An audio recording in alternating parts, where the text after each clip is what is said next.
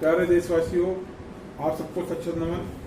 आज हम आपसे चर्चा करेंगे कि हिंदू देवी देवताओं को अपमान निरंतर इस देश में हो रहा है और जहां तक मैं समझता हूं कानूनी मुद्दे से, कानूनी पहल से, कानूनी एंगल से ये बिल्कुल अपराध है। 295 ए, 153 ए, 431, 283, 188, 341, 120 भी 34, बहुत सारे सेक्शन भी हैं। कुछ लोग जानबूझकर अपने व्यक्तिगत फायदे के लिए धार्मिक संस्थाएं बनाते हैं, एनजीओ बनाते हैं और कई तरीके के प्रयास करते हैं और सरकार से सब्सिडाइज लैंड ले लेते हैं, जनता से भगवान की फोटो लगा के पैसा इकट्ठा कर लेते हैं और उसकी फिर मेंबरशिप फीस बना देते हैं। पहले 50,000, लाख, 1.5 लाख, 2 लाख, 5 लाख, 11 लाख। ये एक तरीके से मैं समझता हूँ कि पूरी तरीके से जो संस्था का जो मेन मोटिव होता है कहीं ना कहीं उसका वध करने जैसा है। ये लोगों से इस तरह के चुनाव चिन्ह, रिलीजियस चुनाव चिन्ह अलाउड करा लेते हैं। रिलीजियस चुनाव चिन्ह प्रचार करने के लिए जहां तक मैं समझता हूं ठीक है, लेकिन वो प्रचार किस हद पर कैसे किया जाए ये देखने वाला विषय होता है कि उनको जो चुनाव चिन्ह है इससे किसी की धार्मिक भावना को चोट ना पहुंचे। खासतौर से भारत देश में 100 करोड़ से ज्यादा हिंदू लोग रहते हैं। विदेशों के अंदर जहां 700-800 करोड़ की जनसंख्या है उसके अंदर एक बहुत बड़ा वर्ग, लगभग हर कंट्री में हिंदू से लोग जुड़े हुए हैं और वहां आज आप देखो अभी दुबई के अंदर हिंदुओं के मंदिर बन रहे हैं, बहुत बड़े बड़े विशाल मंदिर बन रहे हैं। विदेशी लोग, विदेशी मूल के लोग आज भारतीय संस्कृति से, भारतीय मंदिर, भारतीय देवी देवताओं की आचरण से, व्यवहार से, जो दिशा, जो शिक्षा, जो संस्कृति के अंदर मिलती है उससे प्रभावित हो रहे हैं। आज कितने इस तरह के भगवान प्रभु श्री राम की, लक्ष्मी माता की और ऐसी मूर्तियों का प्रचार हो रहा है। अरबों खरबों रुपए का लोग इसको देख रहे हैं, इससे पैसा खर्च होता है। इनके मंदिर बने हुए हैं, टेम्पल बने हुए हैं, उन टेम्पलों के अंदर सरकार का पैसा अरबों खरबों रुपए खर्च हो रहा है।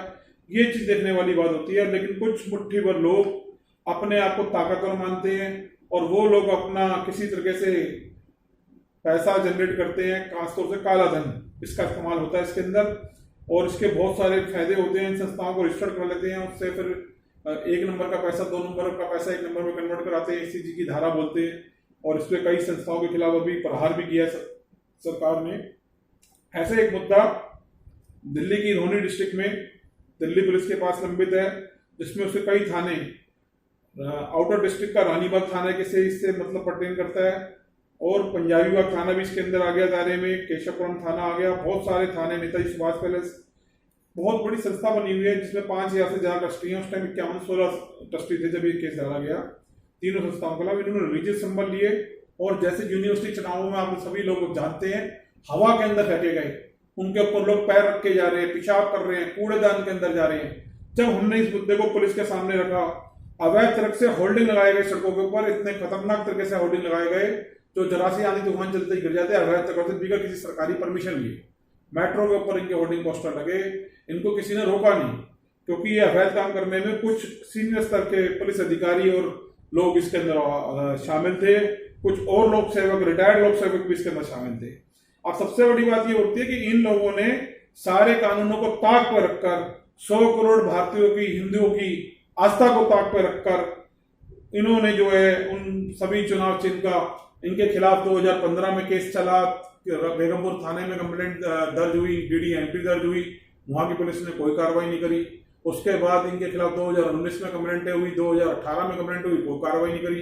उसके बाद 2021 के अंदर इनके खिलाफ कंप्लेंटें हुई, कोई कार्रवाई नहीं, क्योंकि अपराध करने में शामिल थे पुलिस कर्मी, उनकी मौजूदगी में, इवन IPS अफसरों की मौजूदगी के अंदर ये अपराध हो रहे थे। इसी की वजह से आज तक इसके ऊपर कोई कार्रवाई नहीं होती। मैं ये पूछना चाहता हूं कि इस देश के अंदर कि किसी भी आदमी को 100 करोड़ भारतीयों की भावना को ठेस पहुंचाने का क्या अधिकार है? भारत की छवि को धूमिल करने का क्या अधिकार है?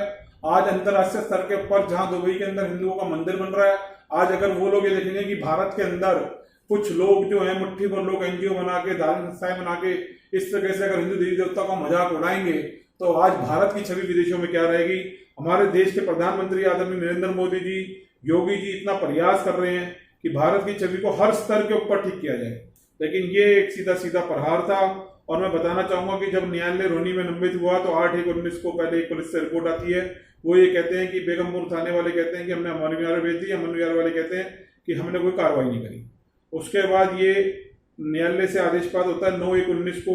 8/1/19 की रिपोर्ट के बाद ऑनरेबल 109 के जज साहब गोपाल कृष्ण साहब पूछते हैं कि अगर पिटिशनर की बात सुनकर कि इसमें कॉग्निजेंट ऑफेंस रिवील होता है नहीं होता, उसके बारे में सिर्फ अमन विहार थाने के पुलिस अधिकारी बताएं, लेकिन कोई जवाब उनका नहीं आया। नेक्स्ट स्टेज पे 14/2/19 को फिर पुनः ऑर्डर होता है कि बेगमपुर से एक फ्रेश रिपोर्ट मंगाई है, और उसके बाद 22/4/18 की डेट लगती है, 22/4/19 की, जहां पे कोर्ट स्टाफ फाइल गायब कर देता है। और ऐसे कई केस पहले भी फाइल गायब कर चुका होता है, फाइल गायब कर देता है जिससे कि सुनवाई ना हो सके, उस पर एफआईआर के मुकदमा दर्ज होगा न्यायालय से। न्यायालय की प्रोसीडिंग के अंदर सीधा सीधा बाधा थी। ये एडमिनिस्ट्रेटिव प्रोविंस से जो जुडिशियल प्रोसीडिंग उसको बाधा बचाई गई, ये बहुत बड़ी एक गंभीर बात है। फिर इसके बाद चलता रहा, डेटों पर डेटें लगती रही, और इसके बाद आप जान के हैरान हो जाओगे कि फाइल जो उसने गायब करी 22/4/19 को, उसके बाद 22/4/22 को, लगभग 3 साल के बाद फिर न्यायालय से ऑर्डर होता है 113 नंबर कोर्ट से ऑनरेबल अनुज कुमार सिंह साहब से, जिसमें ये भी बताना चाहता हूं 6 बार अलग अलग बार ये केस ट्रांसफर हुआ अलग अलग जजों को, और कई जज बदले गए उन कोर्टों के अंदर। और मैं ये बताना चाहता हूं कि जब 22/4/22 को ये ऑर्डर फिर पुनः होता है कि इसके अंदर कॉपी सप्लाई करने का आदेश दिया था विक्टिम को दोबारा से। एक ऐसा कंप्लेंट जिसके ऊपर पहले से इंक्वायरी चल रही है, उसके अंदर आप ये समझो कितनी गंभीर बात है कि 3.25 साल के बाद कोर्ट फिर पुनः आदेश दे दी कि आप इनको कॉपी सप्लाई करो अमन विहार थाने वालों, जो कि ये एक्सेप्ट कर रहे हैं कि उनके पास पीएस बेगमपुर ने डायरी लगा के 5/19 को ही कंप्लेंट भेज दी थी उनके पास। इस विषय के अंदर जो कंप्लेनेंट था उसने एडमिनिस्ट्रेटर जो थे, जो कि एक रिटायर्ड जस्टिस साहब थे, उनको कॉपी स्पीड पोस्ट से भेजी। कॉपी 156 दिन की एप्लीकेशन में लगी हुई है। दिल्ली के पुलिस कमिश्नर पूर्व कमिश्नर मूल्य पटनायक साहब के ऑफिस में भेजी, स्पीड पोस्ट की कॉपी लगी हुई है। स्पेशल सीपी संदीप गोयल जी को कॉपी भेजी, कॉपी लगी हुई है। पीएस बेगमपुर को कॉपी भेजी, उसमें लगी हुई है। पीएस बेगमपुर एडमिट करता है कि वो हमने कंप्लेंट 4/19 को रिसीव करी और 5/19 को अमन विहार को भेज दी, और उसी थाने को दोबारा 22/4/22 को कॉपी सप्लाई करी जाती है। और ये गंभीर विषय बात है कि उसके बाद 16/7/22 की डेट लगती है। आयुष शर्मा जी साहब आ जाते हैं, वो फिर पुनः इसके अंदर रिपोर्ट मांगते हैं पुलिस अधिकारियों से। कंप्लेंट 24/9/22 की डेट लगती है। 24/9/22 को फिर पुनः पुलिस इस ऑर्डर को कंप्लाई नहीं करती। एक और एडवोकेट की इसके अंदर एंट्री होती है, योगेश गोयल की, और वो क्वेश्चन कोर्ट के सामने पढ़ सकते हैं और बड़ा हैरान होते हैं कि ये देख के कि जो कॉपी अमन विहार को बेगमपुर थाने डायरी नंबर लगे 5/19 को दे दी थी, वो कॉपी 22/4/22 को दोबारा सप्लाई कराएगी। एक बड़ा गंभीर विषय है। सीधा सीधा सरकारी डॉक्यूमेंट, जुडिशियल डॉक्यूमेंट को गवर्न करने का मुद्दा 409 आईपीसी में अपराध है, और एक्यूज पुलिस ऑफिसर को बचाने का, जिन्होंने उसके ऊपर कोई कार्रवाई नहीं करी। और ये जो चुनाव है स्थान से चेंज करके जापानी पार्क सेक्टर 10 रोनी में करा दिया गया, और वहां भी तमाम पुलिसकर्मी, डीसीपी साहब, ट्रैफिक पुलिस अधिकारी, सरकारी की तमाम फायर की गाड़ियां, तमाम एजेंसियां मौजूद थी। आज तक उनके बयान रिकॉर्ड नहीं किए गए मौजूद थे घटनास्थल पे। उन सब ने वीडियो क्लिप्स बनाई थी इस घटना के संबंधित। एडमिनिस्ट्रेटर के पास भी कंप्लेंट रखी गई थी, वो कोर्ट में आज तक कंप्लेंट नहीं हुई।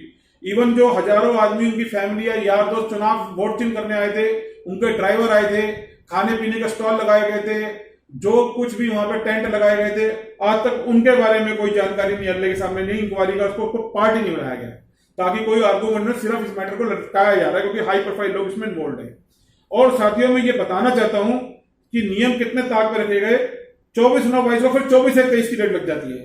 24/1/23 को वकील साहब न्यायालय में उपस्थित होते हैं अपने एसोसिएट के साथ, लेकिन चूंकि और भी कई केस लगे होते हैं, तो ये मैटर 5:30-6 बजे के लगभग न्यायालय में सुनवाई के लिए लिस्टेड होता है, जो कि सुबह 10 बजे का ये मैटर था। तो वकील साहब अपना चले गए, क्योंकि न्यायालय ने जब मैटर सुना नहीं, काफी सारे मैटर लंबित थे, तो उसके बाद वकील साहब चले गए, तो न्यायालय ने 7 महीने की डेट दी थी। कंप्लेनेंट की रिक्वेस्ट नहीं सुनी गई कि 1-2 दिन की डेट दे दी जाए, जब इस विषय में आज सुबह से वकील साहब खड़े थे। सीरियल जीपीएस भी निकाल के वेरीफाई किया जा सकता है। तो लेकिन न्यायालय ने अपनी बात रखी और 18/7/22 की डेट लगा दी। ये बड़ा गंभीर बात है। 24/1/23 से सीधा 18/7/23 की डेट लग गई, और 18/7/23 को पुनः जब हम पहुंचे तो ये मैटर पहले एब्सेंट लग गई इसके अंदर, फिर 12:30 बजे दोबारा सुना गया, जिसके अंदर एक सुप्रीम कोर्ट की जजमेंट भी दी गई, जिसके अंदर पैरा नंबर 24 में साफ साफ बात बताई गई है कि जो भी एमएम साहब होते हैं, वो अगर उनको ये लगता है कि कंप्लेंट के अंदर कुछ सर्कमस्टेंसेस इस तरह के हैं, कुछ एविडेंस इस तरह के हैं जो संदेह उत्पन्न करते हैं, जिनसे पता चल रहा है कि कोई कॉग्निजेंट ऑफेंस रिवील्ड हुआ है या हो रहा है, तो वो उसके अंदर डायरेक्ट एफआईआर की डायरेक्शन वहां से दे सकते हैं। वो भी जज साहब ने रिकॉर्ड कर ली बहुत प्रार्थना करने के बाद, और पुनः एक आईओ को नोटिस कर दिया। कोर्ट नोटिस कि इंक्वायरी ऑफिसर नेक्स्ट डेट पे आया, उसकी डेट फिर 9/11/23 लग गई। ये बड़ा दुखद विषय है कि हमें कोई समझ में नहीं आ पाता कि क्या करा जाए। ऐसे लोग जो दो लगातार अपराध करते ही आ रहे हैं, कोई सरकारी मशीन उनको रोकना नहीं चाहती, कोई आदमी उनके सामने बोल नहीं सकता। और आज जहाँ केंद्र में इतनी मजबूत सरकार है प्रधानमंत्री नरेंद्र मोदी जी के नेतृत्व के अंदर, तो मुझे ये नहीं समझ में आ पाता कि फिर आदमी किससे उम्मीद करेगा। और इसी आशा और निराशा के बीच विक्टिम का वकील और विक्टिम जो है उस जगह से चला गया न्यायालय से निराश होकर। क्योंकि अब ये पुलिस का फिर कोई बहाना चल सकता है, फिर पुलिस कोई अरेंजमेंट का बहाना करके टाइम मांग सकती है। सोचने वाली बात यह है कि न्यायालय 9/1/19 से लेकर और आज ये समझो कि 20/7/23 तक एक रिपोर्ट नहीं मंगा सका। अगर एक थाने से, वो भी एक थाना ऐसा थाना कि जिसके नायब कोर्ट पुलिस अधिकारी रोज थाने के अंदर रोहिणी न्यायालय में आते हैं, कुछ ही किलोमीटर की दूरी पे है, तो ऐसे में समझ में आता है कि ये कोर्ट क्यों एक अनवांटेड लिबर्टी इस ऑर्गेनाइजेशन को और थाना मन विहार को दे रही है, डीसीपी रोहिणी को दे रही है।